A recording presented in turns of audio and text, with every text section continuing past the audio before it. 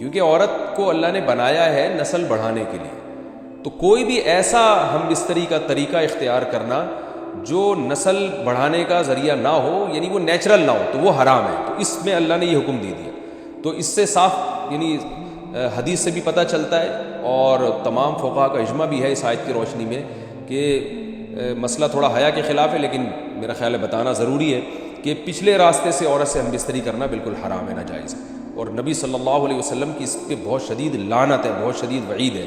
تو یہ بالکل اللیگل ہے اسلام میں کہ عورت کے پچھلے راستے سے اس سے ہم بستری کی جائے. جو لوگ لڑکوں سے بدفعلی کے عادی ہوتے ہیں ان کو یہ ایک چسکا لگ جاتا ہے، تو یہ حرام ہے، ناجائز ہے، کیونکہ اللہ نے بتا دیا کہ یہ تمہارے لیے بمنزلہ کھیل. مفتی طارق مسعود کے بیانات کے لیے طارق مسعود آفیشیل کو سبسکرائب کریں. طارق مسعود آفیشیل. اللہ نے ارشاد فرمایا نساؤکم حرث لکم، تمہاری عورتیں تمہارے لیے بمنزلہ کھیت کے ہیں. حرث عربی میں کھیت کو کہتے ہیں. تو بمنزلہ کھیت کے ہیں. جیسے بیج ڈالا جاتا ہے کھیت میں اور اس سے پیداوار بڑھتی ہے، تو عورت کی جو ایک حیثیت ہے، نیچر نے جو اس کی ایک حیثیت متعین کی ہے، وہ بھی ایک نسل بڑھانے کا ذریعہ ہے، جس میں مرد کا جو اسپم ہے وہ بطور بیج کے ہے اور جو اولاد ہے وہ ایک پیداوار کی طرح ہے. تو اللہ نے یہ یاد رکھیں، اس آیت کو نا بہت سارے غیر مسلموں نے عورت کے خلاف بہت نیگیٹیوٹی پھیلائی ہے کہ دیکھو اسلام عورت کی توہین کرتا ہے، اس کو کھیتی سے تعبیر کرتا ہے. تو کچھ لفظ کسی اور زبان میں جب وہ جاتے ہیں نا تو وہ توہین کا معنی دیتے ہیں. عربی میں جو حرث کا معنی ہے یہ تعظیم کے لیے ہے، توہین کے لیے نہیں ہے. اردو میں جو کھیتی کا معنی ہے وہ توہین کے لیے استعمال ہوتا ہے.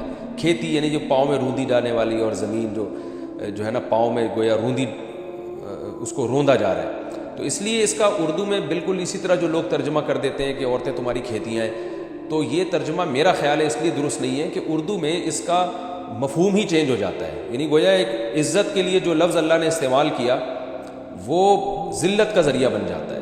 تو اس لیے کسی بھی زبان میں جب ہم کسی بھی لفظ کا ترجمہ کرتے ہیں تو اس زبان کے ہمیں محاوروں کو دیکھنا چاہیے کہ اس زبان میں یہ لفظ کس معنی میں استعمال ہو رہا ہے. مثال کے طور پر ہو سکتا ہے کتا کا لفظ کسی زبان میں وفاداری کے لیے استعمال ہوتا ہو، کسی کو لوگ ڈاگ کہتے ہوں تو اس کا مقصد ہوتا ہے وفادار انسان ہے، لیکن ہمارے ہاں اردو میں گالی ہے وہ. اور آپ بولیں کہ بھئی وہ فلاں قوم ڈاگ کہتی ہے تو ہم کتا کہیں گے، تو آپ جب اس کا ترجمہ اردو میں کریں گے تو کتے سے نہیں کر سکتے.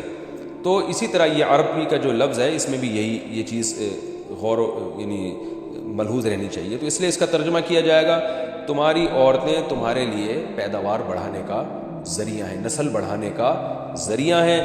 فاتوا حرثکم، تم اپنے اس نسل بڑھانے کے ذریعے کے پاس آؤ، انا شئتم، جیسے چاہو، وقدموا لانفسکم، اور اپنے نفسوں کے لیے آگے بھیجو. یعنی اولاد کی نیت سے آیا کرو زوجہ کے پاس اور آخرت کے لیے انتظام کرو، یعنی اولاد پیدا کر کے جو تاکہ دنیا اور آخرت میں تمہارے لیے، فیوچر میں تمہارے لیے کام آئے. دنیا بھی داخل ہے، آخرت بھی داخل ہے.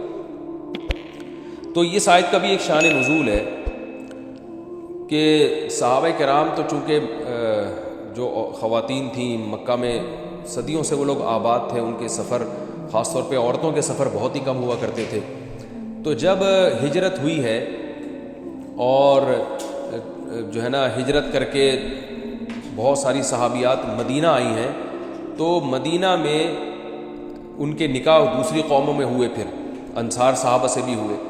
تو چونکہ تقویٰ تھا ان خواتین میں، للہیت تھی، تو بعض جگہ ایسے واقعات ہوئے کہ میاں بیوی کے جو آپس کا ریلیشن ہوتا ہے، ظاہر ہے وہ ہر قوم میں اور ہر جو ہے نا شخص کا مزاج دوسرے سے مختلف ہوتا ہے. تو بعض مردوں نے اس طرح سے اپنی زوجات کے ساتھ ہم بستری کی کہ ان خواتین کو پھر اشکال ہوا کہ پتہ نہیں اس طرح سے ہم بستری کرنا جائز بھی ہے یا نہیں ہے. تو انہوں نے نبی صلی اللہ علیہ وسلم سے یہ مسئلہ پوچھا کہ یا رسول اللہ، ہمارے شوہر ہمارے پاس اس طرح سے آتے ہیں تو کیا یہ جائز ہے یا نہیں؟ تو ان کے سوال کو بھی مبہم رکھا گیا اور قرآن نے اس کے جواب کو بھی کنایتاً بیان کیا، کیونکہ مسئلہ بظاہر حیا کے خلاف ہے. تو قرآن جب بھی کوئی ایسی بات ہوتی ہے تو اشارتاً کنایتاً اس کا تذکرہ کر دیتا ہے تاکہ مسئلہ بھی واضح ہو جائے، کیونکہ ظاہر ہے اس کی ضرورت تو قیامت تک آنے والے انسانوں کو پڑ سکتی ہے نا. یہ تو ہر میاں بیوی کا اپنا ایک ذاتی مسئلہ ہوتا ہے کہ ہمیں کس طرح سے پرمیشن ہے، کس طرح سے پرمیشن نہیں ہے. تو اللہ تعالیٰ نے بھی اشارتاً ہی اس حکم کو قرآن میں بیان کر دیا. قرآن میں اس لیے بیان کیا کہ تاکہ اس میں کوئی اجتہادی اختلاف کی گنجائش نہ رہے.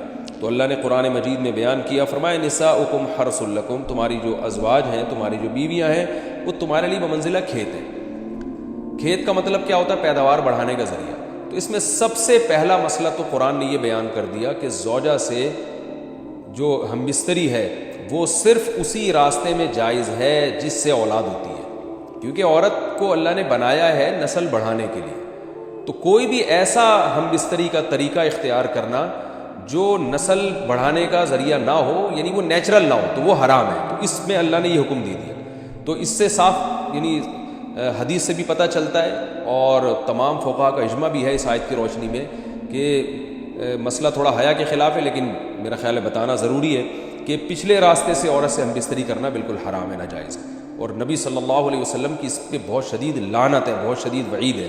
تو یہ بالکل اللیگل ہے اسلام میں کہ عورت کے پچھلے راستے سے اس سے ہم بستری کی جائے۔ جو لوگ لڑکوں سے بدفعلی کے عادی ہوتے ہیں ان کو یہ ایک چسکا لگ جاتا ہے، تو یہ حرام ہے، ناجائز ہے، کیونکہ اللہ نے بتا دیا کہ یہ تمہارے لیے بمنزلہ کھیت کے ہیں۔ تو اس میں قرآن نے وہ جو سوال تھا نا اس کی طرف اشارتاً جواب دے دیا، اور آگے فرمایا فاتو حرثکم، تم اپنے کھیت کے پاس آؤ، یعنی پیداوار بڑھانے کا جو ذریعہ ہے اس جگہ کی طرف آؤ، انا شئتم، جیسے چاہو، یعنی باقی جس طرح سے تم چاہو زوجہ سے ہم بستری کر سکتے ہو، اس میں کوئی خاص طریقہ متعین نہیں ہے۔ میاں بیوی کا ایک دوسرے سے کوئی پردہ نہیں ہے، ہن لباس لکم وانتم لباس لہن، یہ دونوں ایک دوسرے کے لیے لباس ہیں، تو اس میں طریقہ کار کوئی بھی ہو سکتا ہے، کسی بھی طرح سے کرنا چاہو ایک دوسرے سے لطف اندوز ہو سکتے ہو، لیکن فاتو حرثکم، آنا موضع حرث میں ہے۔ حرث کا مطلب وہ اس جگہ کی طرف آنا ہے جہاں سے نسل بڑھتی ہے، کسی اور راستے کی طرف۔ اس سے صاف طور پر جو ہے نا وہ جو فاسق فاجر لوگوں کی جو برائی ہے، جو لڑکوں سے بدفعلی کے نتیجے میں پیدا ہوتی ہے، اس کا اللہ نے قلع قمع کر دیا کہ اس کی اسلام میں بالکل اجازت نہیں ہے۔ باقی طریقہ کار کیا ہوگا یہ تمہارے اوپر، اس کی اللہ نے تمہیں اجازت دی ہے۔ وقدموا لانفسکم، اور چونکہ بار بار حرث کا تذکرہ ہو رہا ہے کہ نسل بڑھانے کا، اس لیے اللہ نے فرمایا کہ قدموا لانفسکم، اپنی ذات کے لیے فیوچر میں انتظام کرو۔ قدموا کا مطلب آگے بھیجو اپنی ذات کے لیے سرمایہ۔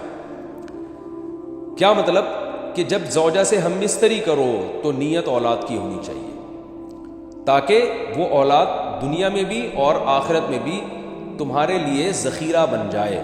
تو یہ نسل بڑھانے کی بہت زبردست ترغیب ہے اس آیت میں، اور اس آیت میں اللہ نے عورت کا کہ بہت ساری ذمہ داریوں میں سے ایک بڑی ذمہ داری کا بھی بیان بتا دیا کہ عورت کو اللہ نے بنایا ہے، جو مرد اور عورت کا جو فرق رکھا ہے نا، اس فرق کی بڑی وجہ یہی ہے کہ مرد کے اسپم کو اللہ نے بیج کے طور پہ پیدا کیا ہے، اور عورت کو اللہ نے زمین کے طور پہ۔ تو بیج اور زمین کے ملاپ کا بنیادی مقصد ہی نسل بڑھانا، پیداوار بڑھانا ہوتا ہے، نہ یہ کہ نسل روکنا۔ آج فیملی پلاننگ والوں نے اس آیت کی دھجیاں اڑا دی ہیں، اور جو پوری دنیا میں ایک بیہودہ قسم کی تحریک چل رہی ہے، یہ آیت بالکل اس کی نفی کر رہی ہے۔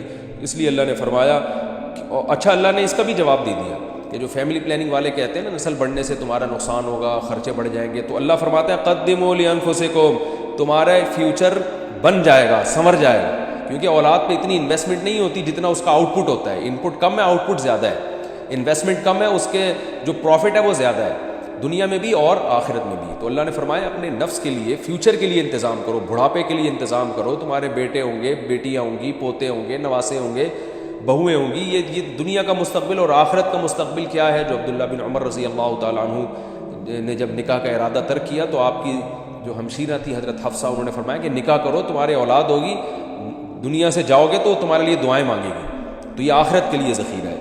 تو اس لیے اللہ نے فرمایا کہ آخرت کے لیے ذخیرہ کرو، واتقوا اللہ، اور اللہ سے ڈرو، واعلموا انکم ملاقوہ، اور جان لو کہ تم نے ایک دن اللہ سے ملاقات کرنی ہے۔ تو جتنے حکام اللہ نے تمہیں اس آیت میں دیے ہیں ان تمام حکام کو تم نے فالو کرنا ہے۔ وبشر المومنین، اور ایمان والوں کو خوشخبری سنا دے۔